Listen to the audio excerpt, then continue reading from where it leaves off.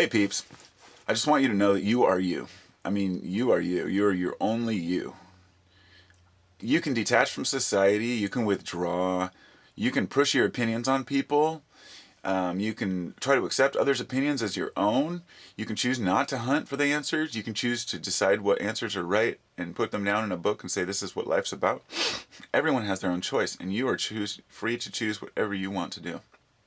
With that said, why don't more people choose to do what's right? What's right is in our hearts. Sometimes we have an underdeveloped sense of emotion, and this is often brought upon by childhood trauma or just by life's events, and they make us numb. I never regret. I try to never regret and look back at yesterday. I just look at today and move forward. Last year at this time, I was doing better financially. I was doing better health-wise, I think, in a lot of ways than I am now, and I was not complete. I'd sleep 8-9 hours a night minimum, or 10 sometimes. This last week, I've been sleeping 5 hours a night. I cannot wait to get up. I went to bed at 1:30 or 12:30 last night, or 1:30. Yeah, woke up at 5:30, just like, or 6:30. Let's do this. I have no desire for sleep. I have no desire to eat crappy foods. I have no desire to consume all the crap that I used to. And the craziest thing happened to me. I mean, I've been taking a certain herbal supplement for about 3 years that is considered to be addictive. It's Kratom, Kratom, and it can be addictive. Some people have had withdrawal. I've quit it twice and had withdrawal symptoms now, and I just quit. I ran out the other day and said, oh well, it's over. I just ran out. I decided to quit. I've almost quit smoking pot. I've gotten to the point where I'm very low on my consumption threshold, and this all happened in like a week. And this is things that people will tell you, that when you finally have a breakthrough, it happens quick. But somebody who's never had one will tell you that it takes a lot of time. And this is kind of intertwined with all my other stories that you can have your breakthrough in a second. You can have something snap in your head that just says, "Oh my God, this is so much more amazing." If there's one piece of advice I could give to people, it would be to really live in the now. I know that sounds really cliche, but so many books have been written about it. So many idealists have proposed it. So many gurus and wise men and saints have said it. Enjoy the moment you're at now. You're looking at your computer or you're looking at a screen right now watching this. I mean, look around, see what's around you. Feel the desk or the wall next to you. Understand where these things come from. See something in a new light. It's so hard to think back to a time when I wasn't aware and I was walking in a freaking daze through life. I thought that I had so many answers. I've never been a religious person. I've never had any concrete notions about what life is. I took a lot of acid when I was a teenager and had a lot of great experiences, and I've been searching for the answers ever since. And I caught a glimpse of that truth with LSD, with mushrooms, and DMT. And I want that truth for myself, but I realize that that's a greedy want. And this is where I come to my balance, is that Buddhism and Hinduism will talk about balance a lot, and I think in the West our religions don't talk about balance. We just talk about supporting the churches. And the balance means that you have to be aware of who you are. You don't have to give up everything in your life to be a happy person. You don't have to give up the creature comforts or starve yourself or move into a small hut or a cave. It's like people have said, in the West we can't exactly go off to be monks in caves, and if we did it wouldn't be very productive.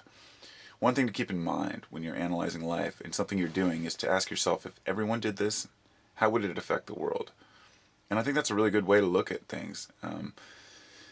A lot of people can stop justifying the things that they do by saying, well, if everyone was doing this, how would the world, prevail? And I just have a newfound joy for life that I'm going to continue pressing on through every single day and every, a figment, something that's so zen you cannot express it in words. Something that'll make you get up at 6 in the morning and come out and want to make videos and tell other people about it. But something that makes you want to do it in a way that doesn't push anything on anyone. I've realized that when people are pushed into anything, it never lasts. A person truly has to discover their own reality. And I'm really saddened for many scientists who have become trapped in their own paradigm that have this belief system that they can really answer these questions to life with science. And the Dalai Lama himself reads he reads books on quantum physics and particle technology and stuff, and he says, hey, he understands that science is important. I mean, we live in a world now where we have created so many negative things that we need science around to help us get out of them.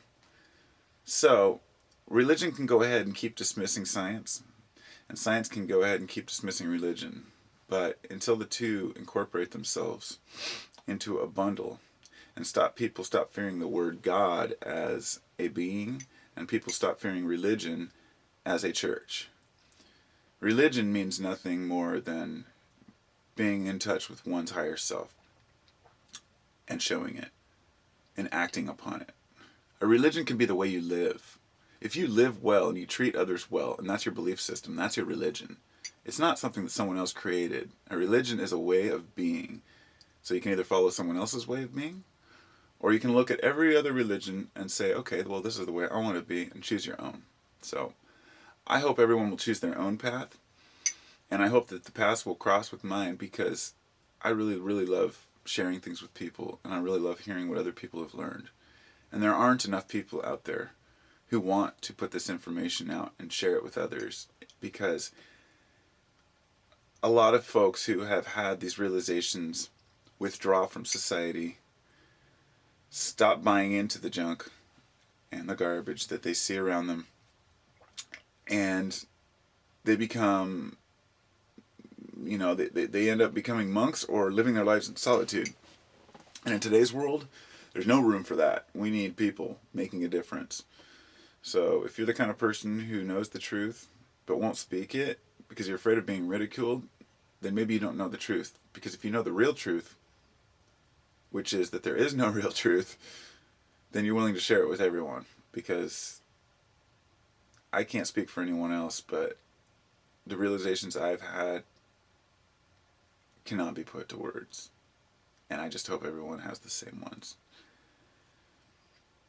Like I said, I spent 20 years looking for this. It didn't just pop into my head. I didn't just find reality. I looked for it hard.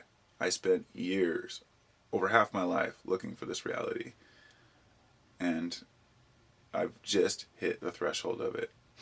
So, with that said, I'm sure I'll have many new enticing moments in my journey that I can share, and I cannot wait. So everyone, namaste, and you all have a great day.